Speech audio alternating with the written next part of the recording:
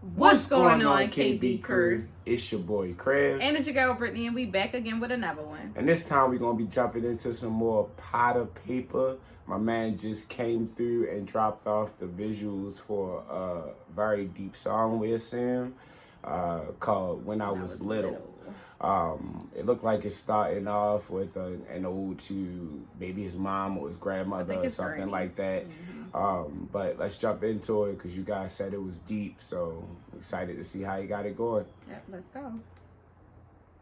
Chill, Connell. You live forever through all of us and through my Nanny music. Lucy. Yeah. What's dead may never die. Nanny. But die. His grandmother. Okay.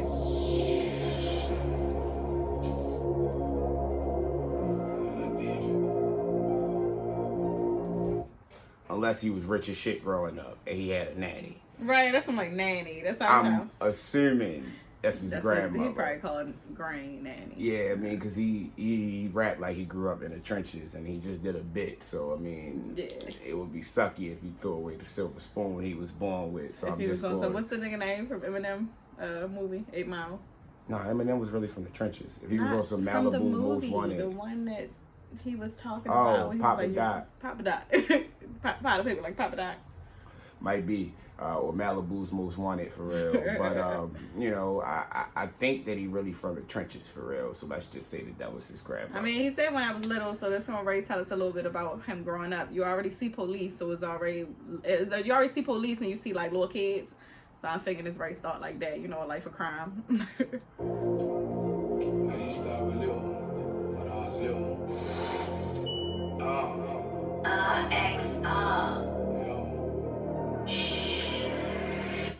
When I was little, I was scared of the boogeyman. I was scared of scumbag police in a bully van. Hitting robberies on Orford Lane with a hooker's hand, trying to get those kicks. Daddy said that I couldn't have. When I was little, I ain't gonna lie, he came in real hard. Like, he said police in a bully van. I don't even know if y'all could see it. He said he wasn't scared of. Yeah, that shit gave me goosebumps for real. He said he wasn't scared of the boogeyman or some shit like that for real. He's scared of the police and them. Yeah, I mean, and the big vans. Yeah, some shit like that. I might need to run that back real quick to catch it. Run it back. little, I was scared of the boogeyman. I was scared of scumbag police in a bully van. Hitting robberies on Orford Lane with a hooker's hand, trying to get those kicks. Daddy said that I couldn't have. When I was little, fam. He said when he was little, he wasn't scared of the boogeyman. He was scared of them fucked up police and them big bully van and some shit. That shit is real for real. Like, you grow up, like, now more than anything, you definitely taught to be scared of the motherfuckers for real. Like, it's like second nature now. Yeah, I mean, the fear my nephew, who grew up in the county, has for the police is crazy. Okay. It's crazy for real. Like, I mean, my nephew never had an interaction with the police, but he can't stand them, and he's terrified of them for real. Because, I mean, and like, your parents is teaching you these days, like, that to be fair for the police as a black man. But ultimately, you got to, so. When I was little, I was scared of the boogeyman. I was scared of scumbag police in a bully van. Hitting robberies on Orford Lane with a hooker's hand, trying to get those kicks. Daddy said that I couldn't have. When I was little, fam, I never respected my teachers. I respected olders, badness and dealers. Mopeds, 110s, 80s and Beamers. On my push bike, up and down in my feelers. When I was little, fam, I never knew I was poor. We was on the block lit, 4 ways on the draw. 1 pound chicken. My man said when I was little, man, we never knew we was poor. Dead ass though, like the little shit you used to get when you was younger, the little luxuries you used to be afforded for real, that in the grand scheme when you look back on really wasn't nothing. Kids don't know, you feel me, what they growing up in. All they know is that they growing up in it for real. So if you grow up poor, you don't necessarily realize that you poor until you start to see other people. The other people around you is poor. Yeah. Because you're growing up in that poor community. But then, like you said, when you start seeing other people, you might be going to high school or even college. For me, was like a culture shock. Seeing different people in different cultures, like, damn, that's how y'all living. And your parents and shit bringing you food and shit. Like, I ain't nobody bringing me food. It's definitely different, and it's not even because it's a non-want to thing with, you know, poorer families. It's just a not being able to thing. Like, you know, when she was in school, she survived off, you know, ramen noodles and shit. Like, I know people who went to school and their parents bought them food every week. I mean, you know, they'd go to the market for them and they'd bring them a week's worth of food or whatever for real. They were even buying food for their, you know, their roommates and shit like that. Like, used to you get know, food from my roommates' parents and shit. nah, it's real, you know. I grew up eating motherfucking chicken wings and beans every night for real because that's all that my mother could afford. Thinking it was the best thing ever for real. To the point now that you old and you like, I want some hot dogs and beans. For real. Fried chicken. Like, you know, that's just what you grow up on for real. When I was little, fam, I never got attention from girls. No black boys that track you every day and he smells. Ain't been home for like a week, I'm like 11 or 12. There's a couple years later when they sent me to jail. When I was little, we used to do all-nighters. On a 25 bus to see the West End lights. Not a pound in my pocket, but I miss them times. Cause we were just some hungry little kids them times. When I was little, the judge sent me film for the summertime. It made me worse, I come out and got a gun and line. And since then, I've been in and out 100 times. Shit. When I was little, shut. Dead ass though. I ain't even gonna lie. We definitely do a lot of talking doing Potter Payper shit for real. But this shit always hit home It's for so real. deep. Like it gets you talking for real. Yeah, definitely. You grow up. You know, you like. I mean, he depicted anybody who grew up in the inner city or in, you know, destitute environments and shit like that for real. Like you grow up like that, you only got one choice. You feel me? Or two. You know, if you're good at sports, they gonna keep you out the streets. But if you're not, they probably gonna pull you towards the streets for real. And it take a lot not to fall into that. So the fact that he, you know, he not even glorifying it, he just highlighting that that's what he went through for real is dope as fuck to me because a lot of people go through that same trajectory and they might not end up as well off as he is or, you know, it's not, I ain't gonna say he's not fucked up in the head because he very well could be, but a nigga like me, I got like PTSD, like it's like built in, I'm like super paranoid and I always think somebody up to something or I'm always looking over my shoulder and shit like that. Like loud noises make me jump no matter what. Like you'd think I've been in fucking Iraq in war, but I grew up in Baltimore.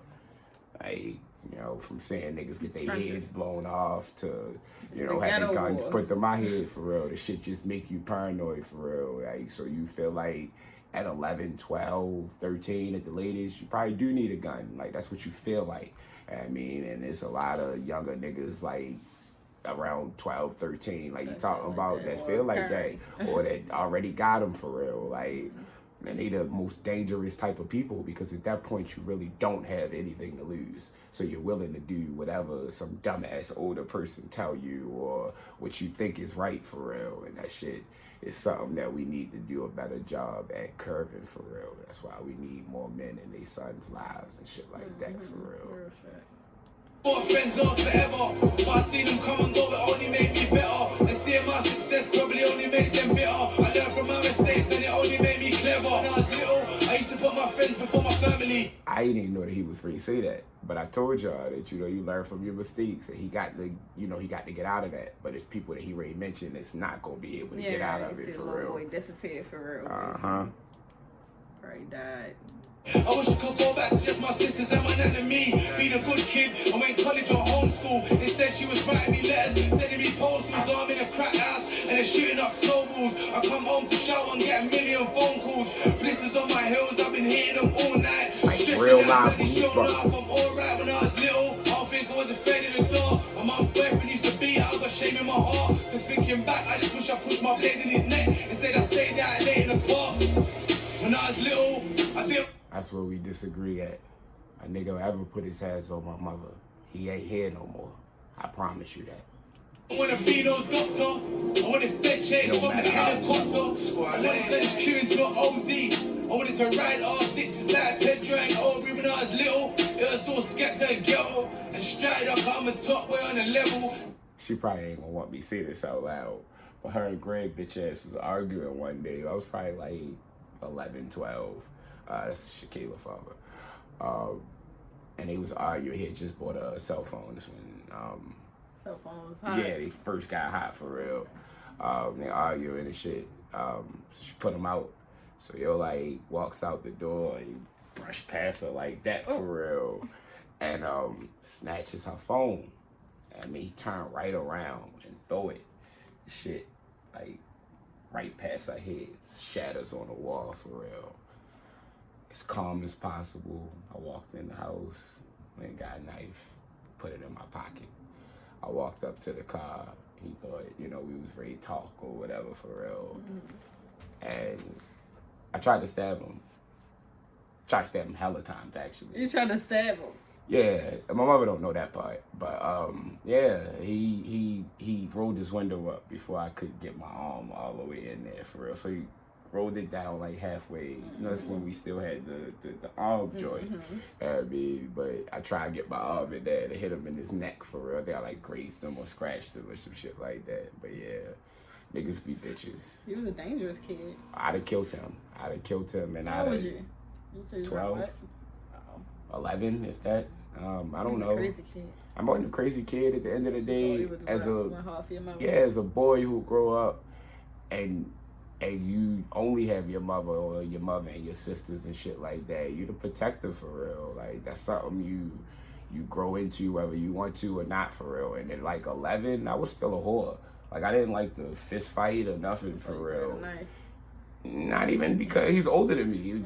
It was just like instinct for real, like to grab a knife and go do something. But that was like a turning point in my life for real. Like once I saw that, I was like, nah, I never let a woman around me ever be played with like that for real. So I thank his bitch ass because he helped transform me into who I am today. Ain't nobody playing with none of the women in my life, believe that. Instead I stayed out late in the park. When I was little, I didn't want to be no doctor. I wanted fed chase from the helicopter. I wanted to turn this Q into an OZ. I wanted to ride R6s like Pedro and Aubrey when I was little. I saw Skepta and Ghetto. And straight up, I'm a top boy on the level. Then it was Joe, Black Margs and a million pebbles. Hit Joe, hit road, and it's back to the schedule when I was little. And then I thought I flow like this, get dough like this. Put my pain on the beat and touch souls like this. Had it go like this. Got a bad bitch with me just to roll my spliff when I was little. And then I thought I flow like this, get dough like this. Put my pain on the beat and touch souls like this. Shit.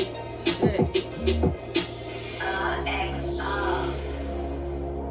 feel it. I definitely feel all that. Boy, niggas don't have dreams. He said he dreamed of a helicopter dropping some shit off. That's what he dreamed of. He said not to be no doctor.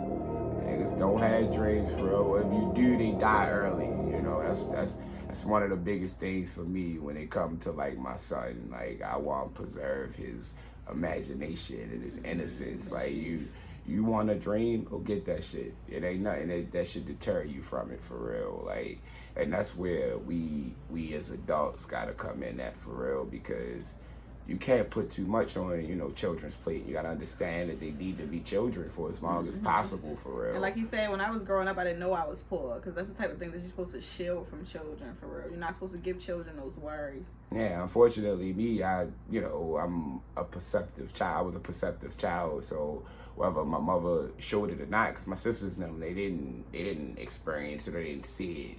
But a lot of times I'd see my mother crying at night or up worried about, you know, such and such. And that shit, like even now, like that shit not something I want to think about for real. So that's why I get up and do what I do for real. That's why she argue with me about being out too late and shit like that. Because at the end of the day, the people you're around not supposed to have to worry about shit like that. So, I mean, I know that might be a little bit off topic for real, but it ain't for real, because it's, when I was little, that's the shit I used to think about, and it's the shit I go back on now when I'm tired or I don't want to grind as hard as I want to or I need to or whatever for real. So yeah, it's definitely something that struck a emotional chord for a nigga. Why Potter Payper gives you goosebumps. That's my guy. Like if there's anybody, and I mean I fuck with Dutch Valley really, like him and Potter Payper probably my top two for real. But as far as like shit that I feel, yeah, everything that Potter spit, like I ain't even gonna lie, like that shit is fire. The only funny part to me is he white, so he never say nigga. Yeah. He never say nigga. And it's kind of hard. But he's so relatable. Yeah, he's relatable. I mean, he's from the hood. He's from the trenches for real. And I respect that he doesn't say nigga for real. It's just hard to relate to lyrics all the time when you don't hear nigga. I mean, because at the end of the day, whether they want to, you know, glorify it or not, nigga is something that's spoken in the black communities or in the hood you know, relatable. Yeah, I mean, even white people. Like, I've had to check white people that I don't know for calling me nigga real quick because they so used to, you know, saying it for real. I mean, at the end of the day, people don't really bat an eye about it if you from there. Now, if you know, Bob Sanders and you're, you know, in a suit and you walk down there like, what's going on, my niggers? They gonna whoop your ass. Right. But if you know, you Joe and you grew up and, you know, and you got the fade and shit and they know you really put in work or you grew up around there, I ain't gonna trip for real. You know, a lot of times. Isn't the way you say it too? Yeah, and the way you say it, who you say it around. Y'all definitely gotta be aware of who you say it around if you do say it. Like, some people are accepting of it. Me personally, if I don't know you and you say it, I'm gonna punch you in your face. Because I done been around like some white girls that I know that date black men and they might have slipped up and been like, yeah, cause my nigga. But it's just like, I'm probably saying my nigga too to them and it's so common. Yeah, so you don't say nothing or get mad in the moment, but you definitely take note of it. That I definitely take note of it. Like, did you just say nigga? I'm gonna leave it alone. Leave it alone this time. Like my mechanic, when he was out there, we was talking to me and shit. He was like, "Yeah, da da da da da, cause you my nigga, and I don't want us to argue and this, that, and the third." And I looked at him like, "I'm gonna let it go this time, bro, but don't say that no more." He's like, "Well, no, my fault, yo.